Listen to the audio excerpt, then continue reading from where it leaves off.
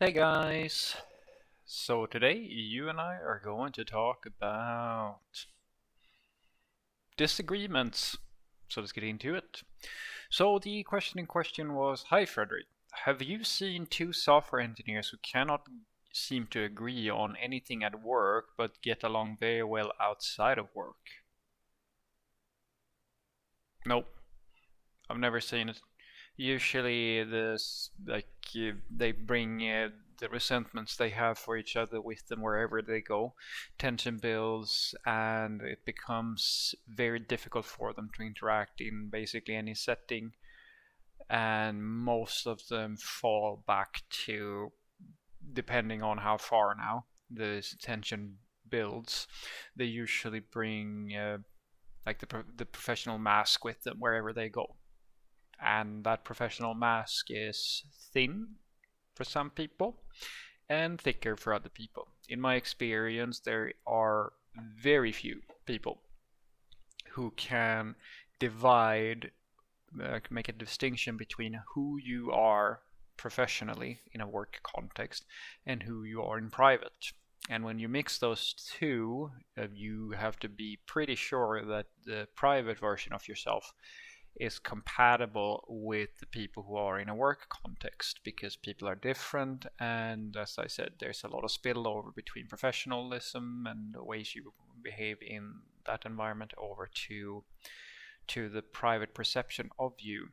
So what I like to say is that one of the main reasons why you want to have developers with fairly high soft skills is due to the thing that we're talking about. Basically, anyone who is incapable of understanding the social nuances within a software team potentially will cause a conflict that will be with them. Like it will, most of the time it will affect them privately as well.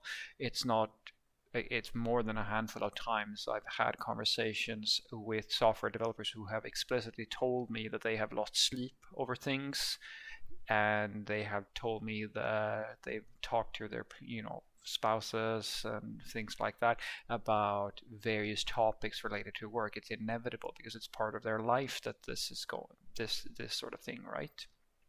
And so for software developers, the reason why it's a little bit hard to keep that distinction, I will argue, is because as a craftsman, it doesn't matter if it's software development or if it's art or if it's carpentry or whatever.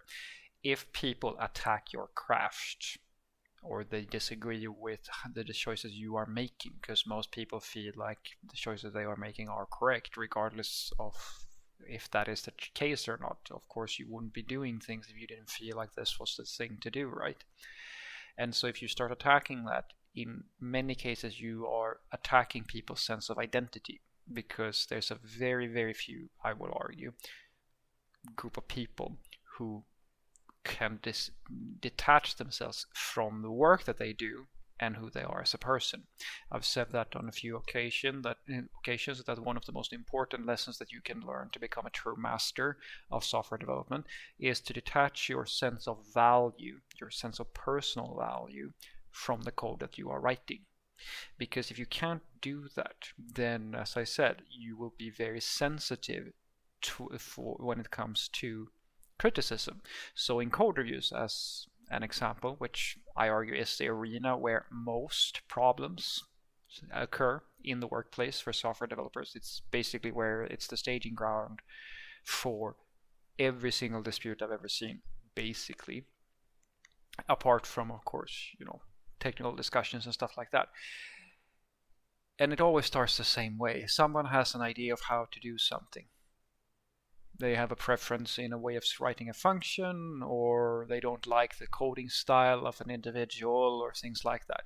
And for whatever reason, they're going to put their foot down on this topic.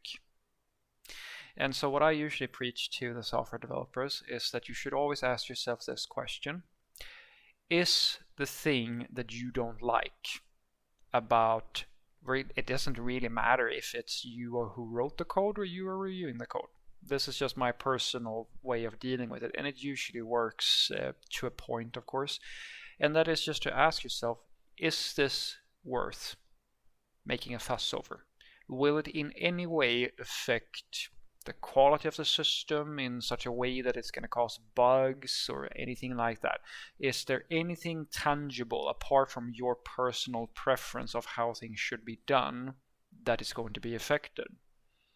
That is my magic sauce, my secret sauce for how to avoid getting into these situations. It's still very difficult, but it's the best tip I can give you to not get into this situation.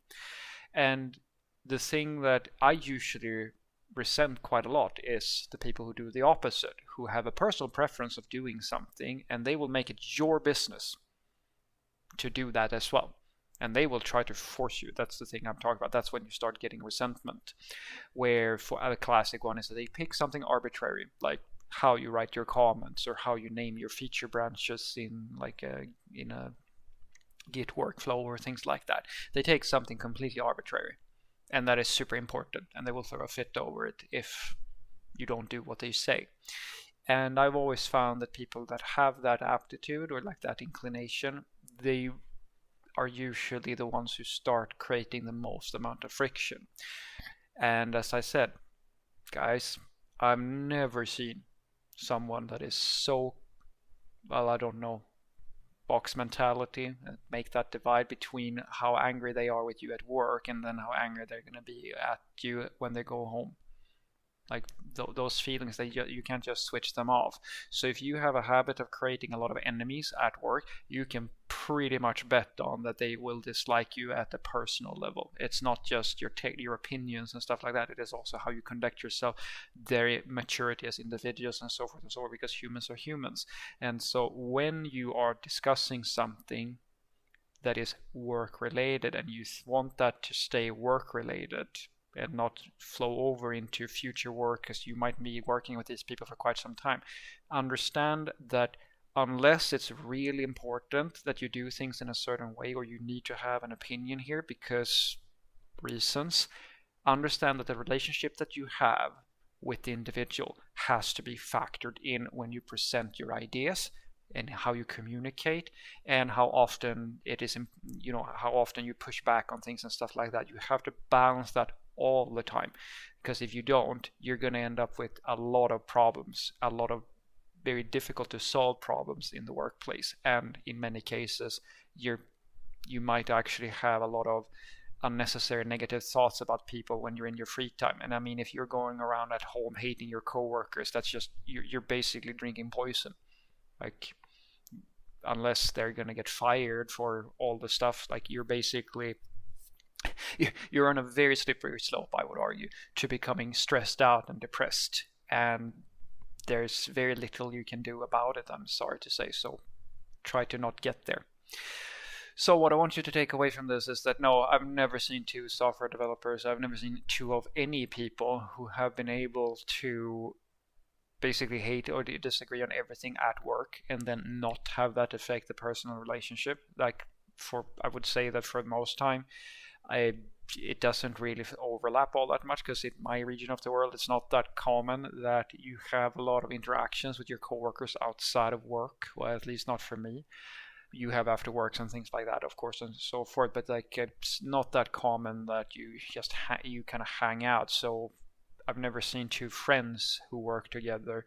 Well, then again, I've never seen two friends who work together who had the issue in the first place, because usually they get along just fine and they share a lot of the same values. I mean, all the work friends that I have made, they haven't really been people like, I mean, we might disagree once in a while or like have differences of opinion about certain things, but on the whole, we usually share the same sort of values, because that's usually the sort of people you make friends with, right? And so when you are in a workplace, I highly suggest that you learn and master the craft of one part, mindfulness. Like I like to say, pretend like something is happening and you know that there's no reason to fight over it, because you're not going to be able to force your manager to change their mind. You're not going to force your senior or whatever and so forth. Don't get to a point where you get angry. Be a rock. Like I like to imagine myself being a rock on a beach. Anything happens, it doesn't matter if it's good weather, bad weather, or like the tide is coming in or so forth, like it's something that's going to pass. I might be upset about it right now, but nothing I do will change that fact. So you just try to let the storm pass. And when you have the option of communicating your thoughts and so forth, learn how to do that effectively. Because as I said, guys, you will realize very, very quickly when you get a little bit up in the ranks and so forth, like when you get to my level, it's basically everything, where your technical skills are at a level where you can build basically anything. Like if you can create all the design patterns and all the frameworks, or like build everything in accordance with what you would like to. Now the problem is to convince other people to let you do that. Because when you come to your managers and so forth and you want them, as like what I do, for example, like the only reason my engineers get to do anything whatsoever in the way they want is based solely on my ability to convince their managers and all the people who have all the money to allow them to do that. And they don't know anything about coding, so that's all soft skills. Same thing when I go to the software developers. If I want to have these software developers in my teams and so forth, I can't just go and say I think we should do this, and your opinion does not matter. I have to have the social graces to handle a situation where we might have differences of opinion, but I still have to make people feel as if they're valued as part of the team, because without that, you're going to find it a lot harder to do anything, and in many cases you might actually build up tension to the point where it's hard to be at work, and that's not great for anybody. Have a great day.